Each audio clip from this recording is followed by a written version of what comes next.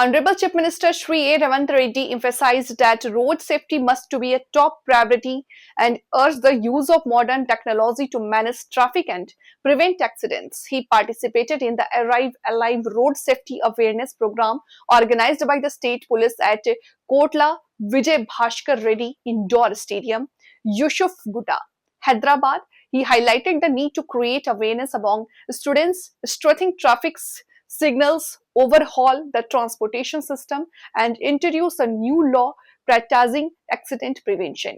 Earlier, law and order was the main challenge. Today, traffic control is the biggest issue and must be managed under DG and additional DG level.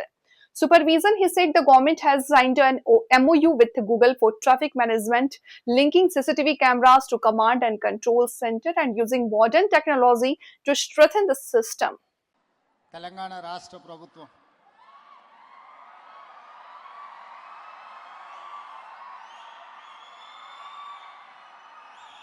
Police శాఖ ఆధ్వర్యంలో ఏర్పాటు చేసిన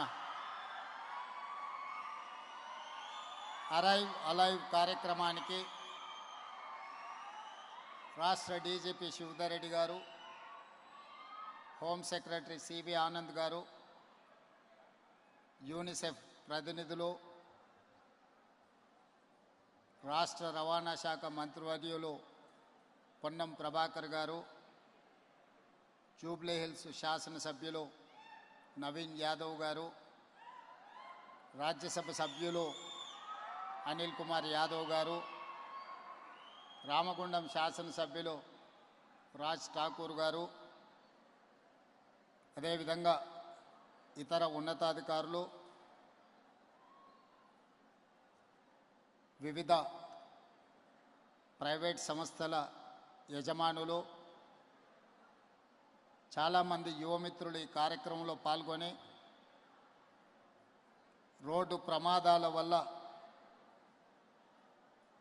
ప్రాణాలు కోల్పోయే విషయంలో అంగవైకల్యంతో కుటుంబ సభ్యులకు తీరని దుఃఖాన్ని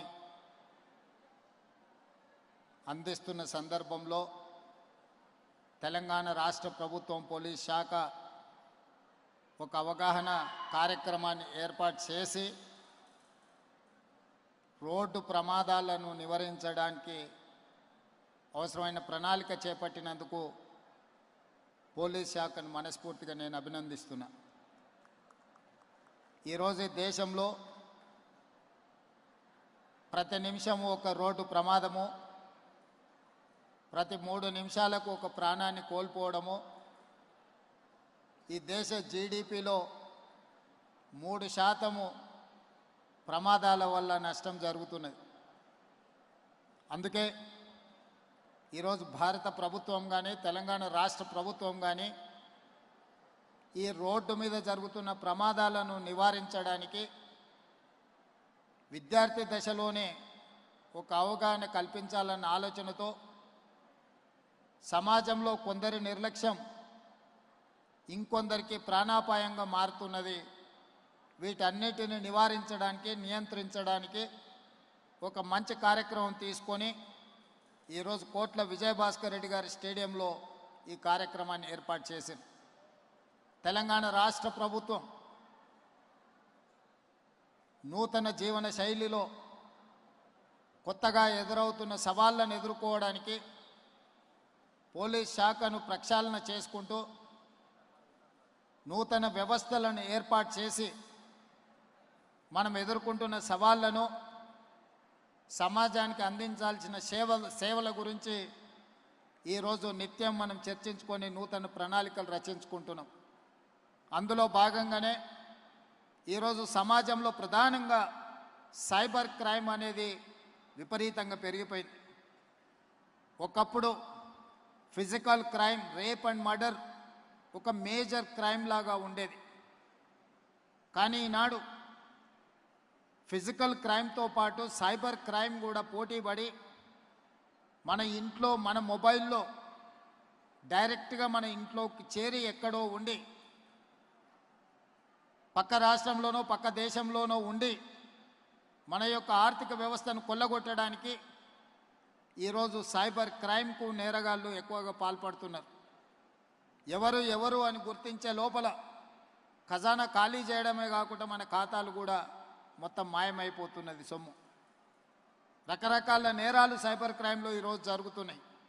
అందుకే భారతదేశంలో మొట్టమొదటి రాష్ట్రంగా సైబర్ క్రైమ్ను నియంత్రించడంలో తెలంగాణ రాష్ట్రం ముందు భాగాన నిలబడి ఈరోజు ఈ ప్రక్షాళన మొదలుపెట్టింది. ఐఎస్ఐ యాక్టివిటీని నియంత్రించాలంటే కూడా కౌంటర్ ఇంటెలిజెన్స్తో పాటు ఆక్టోపస్ లాంటి సంస్థల్ని, టెర్రరిస్ట్ యాక్టివిటీస్ని, లేకపోతే మిలిటెంట్ యాక్టివిటీస్ని కంట్రోల్ చేయడానికి గ్రేహాండ్స్ లాంటి సంస్థలను ఒకప్పుడు ఆనాటి ఉమ్మడి రాష్ట్రంలో ప్రారంభించిన మన పోలీస్ వ్యవస్థ ఈరోజు దేశానికే ఆదర్శంగా నిలబడ్డది. అందుకే ఈరోజు నూతనంగా ఎదురవుతున్న సవాళ్ళను ఎదుర్కోవడానికి పోలీస్ శాఖలో ఈరోజు ఈగల్ ఫోర్స్, డ్రగ్స్ గంజాయి ఒక మహమ్మారిగా మారి ఈ సమాజాన్ని పట్టి పీడిస్తున్నది. పంజాబ్ రాష్ట్రం ఈరోజు నిర్వీర్యం కావడానికి డ్రగ్స్ ఒక ప్రధానమైన శత్రువుగా ఆ రాష్ట్ర యువత మీద ప్రభావం చూపిస్తున్నది.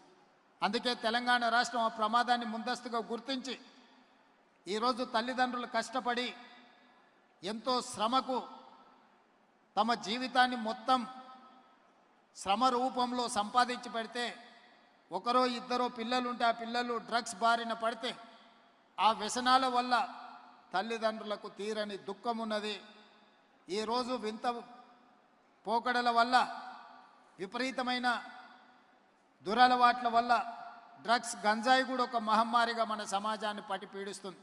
అందుకే ఈ డ్రగ్స్ గంజాయిని నియంత్రించడానికి మన రాష్ట్రంలోనే, మన పక్క పట్టణంలో కాదు, పక్క రాష్ట్రాలు, పక్క దేశాల